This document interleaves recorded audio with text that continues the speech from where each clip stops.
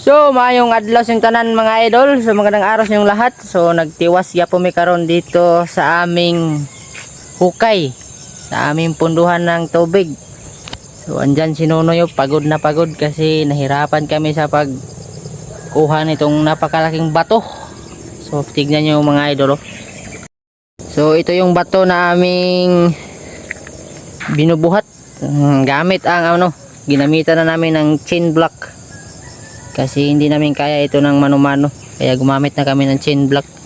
Kasi sa gabal, kasi kapag hindi namin kinuma dyan, kasi dyan namin nalagay aming trapal patungo dyan. So dito sana namin ilalagay yung bato, kaso lang ay naputo lang aming kable, kaya doon na lang namin inilagay. So kung dito namin yun hinila, mataas-taas pa ang kanyang dadaganan.